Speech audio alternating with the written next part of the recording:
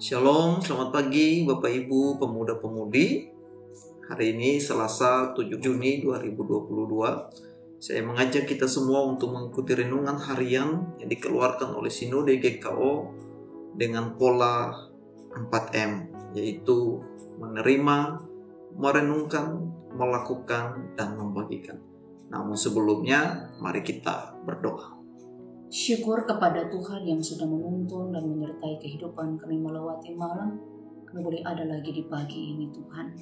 Untuk menjalani aktivitas kami sepanjang hari ini, kami butuh firman Allah untuk menuntun kehidupan kami.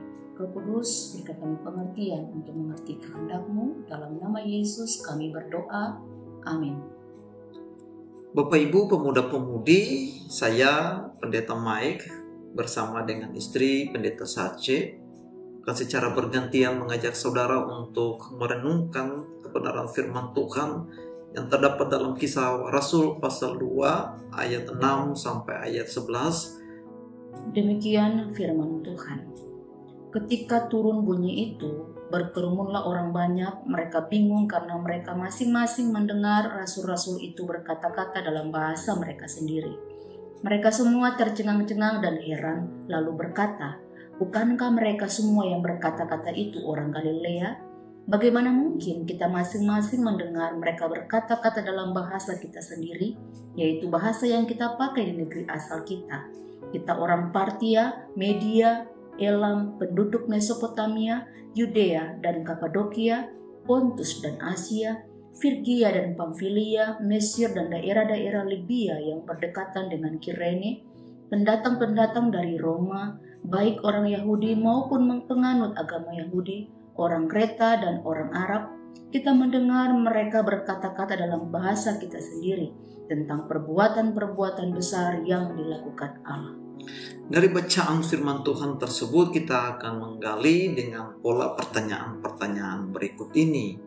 Pertanyaan yang pertama, apa yang dikatakan oleh para rasul dalam ayat itu? Yang dikatakan para rasul adalah mereka berkata-kata tentang perbuatan-perbuatan Allah yang besar. Setelah mereka mendengar para rasul berbicara tentang perbuatan-perbuatan Allah yang besar dalam bahasa mereka masing-masing, apa reaksi orang-orang banyak itu ketika mereka mendengar dalam bahasa mereka? Reaksi orang banyak pada saat itu adalah mereka menjadi bingung karena mereka masing-masing mendengar rasul-rasul itu berkata-kata dengan bahasa mereka sendiri. Yang kedua, orang banyak begitu tercengang-cengang dan heran dan berkata, "Bukankah mereka semua itu berkata-kata itu adalah orang Galilea?" Pertanyaan selanjutnya, apa saja perbuatan-perbuatan besar Allah itu? Ketika para rasul menceritakan tentang perbuatan-perbuatan besar Allah kepada orang banyak, dan orang banyak mendengar dan terheran-heran, maka ada beberapa perbuatan besar yang Allah nyatakan melalui turunnya atau hadirnya Roh Kudus pada saat itu. Perbuatan besar yang pertama adalah bagaimana Allah memakai para rasul sehingga mereka mampu berbicara dengan bahasa-bahasa lain, di mana ada sekitar 20 bahasa yang muncul di situ. Mereka bukan orang yang pernah belajar, mereka bukan orang yang berpendidikan, dan untuk memahami begitu banyak bahasa-bahasa yang muncul pada waktu itu butuh pelajaran seumur hidup. Tapi dalam seketika saja, ketika Roh Kudus turun, maka Allah menyatakan perbuatan besarnya dengan memakai para rasul, memakai lidah mereka untuk berbicara dengan bahasa-bahasa lain tentang Injil, tentang Yesus Kristus, tentang perbuatan Allah yang menyelamatkan itu, sehingga orang yang mendengar mereka dapat menangkap dan mengerti. bahasa yang dimaksud di sini ini sedikit berbeda dengan karunia berbahasa roh yang disampaikan Paulus dalam 1 Korintus 12 maupun dalam 1 Korintus 14. Kalau dalam 1 Korintus 12, Paulus menjelaskan bahwa karunia bahasa roh itu hanya berbicara kepada Allah. Itu adalah bahasa malaikat yang tidak bisa dimengerti oleh manusia karena kita sedang berkata-kata kepada Allah. Itulah sebabnya Paulus melanjutkan karunia bahasa roh ditambah lagi dengan karunia untuk menafsirkan bahasa roh itu, sehingga orang dapat mengerti apa yang dikatakan itu, sehingga mereka juga bertumbuh. Namun dalam kisah Pentakosta, dalam Kisah Rasul pasal 2 ini bahasa-bahasa yang dimengerti oleh semua orang.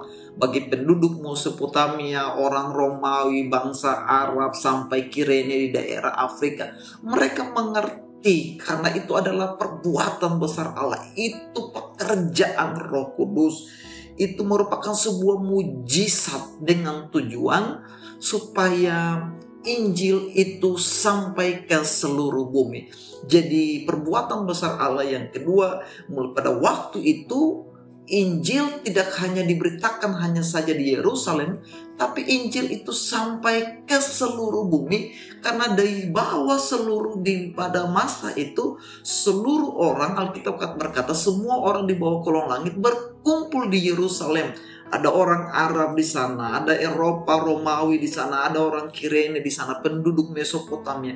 Semua berkumpul. Jadi ketika para rasul berbicara soal Injil, secara tidak langsung Injil itu juga sampai ke seluruh bumi.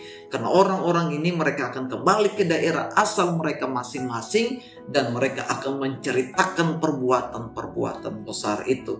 Nah, ketika kita bicara tentang perbuatan besar Allah, Bapak Ibu, ketika kita merayakan Pentakosta atau turunnya Roh Kudus, maka itu tidak terlepas dari peristiwa kenaikan Yesus Kristus. Dan peristiwa kenaikan Yesus Kristus itu tidak bisa terlepas dari peristiwa kebangkitan Yesus. Dan peristiwa kebangkitan Yesus tidak bisa terlepas dari peristiwa kematian Yesus.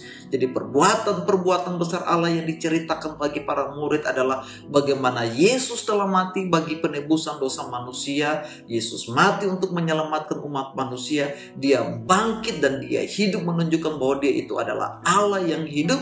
Dan dia naik ke sorga untuk menyediakan tempat bagi orang-orang yang percaya kepadanya. Dan dia menjanjikan untuk datangnya Roh Kudus untuk menuntun, memimpin kepada dalam kebenaran, sehingga kebenaran itu akan memerdekakan setiap orang yang hadir. Jadi itulah yang dimaksud dengan perbuatan-perbuatan besar Allah, sehingga orang-orang yang mendengar mereka dapat mengerti, mereka dapat menerima pelajaran pemberitaan Injil pada waktu itu, dan mereka menjadi percaya akan Yesus Kristus.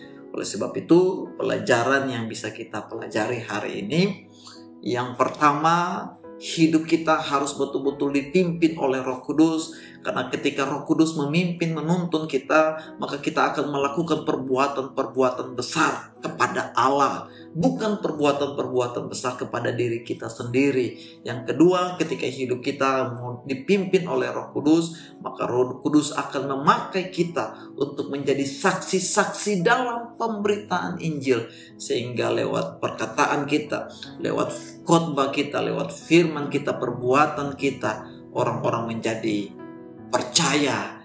Dan yang ketiga, ketika kita hidup dipimpin oleh Roh Kudus, maka Roh Kudus akan memakai kita untuk menembus batas-batas yang terbatas dalam hidup kita. Entah itu batas ketakutan kita, ketidakmengertian kita, ketidakmampuan kita, Roh Kudus bisa pakai itu. Sebagaimana Roh Kudus pakai murid-murid yang awalnya takut, yang tidak punya pendidikan, namun sekarang mereka boleh menjadi saksi-saksi Kristus. Demikianlah renungan pagi kita hari ini. Tuhan Yesus memberkati kita semua. Mari kita berdoa. Kami bersyukur dan berterima kasih buat kebenaran firman yang kami renungkan. Biarlah hidup kami mau dipimpin, dipenuhi oleh Roh Kudus, sehingga hidup kami boleh menjadi karya terbesar Allah untuk memberitakan Injil damai sejahtera bagi banyak orang. Dalam Kristus kami berdoa. Amin. Selamat pagi, selamat beraktivitas. Tuhan Yesus memberkati kita semua.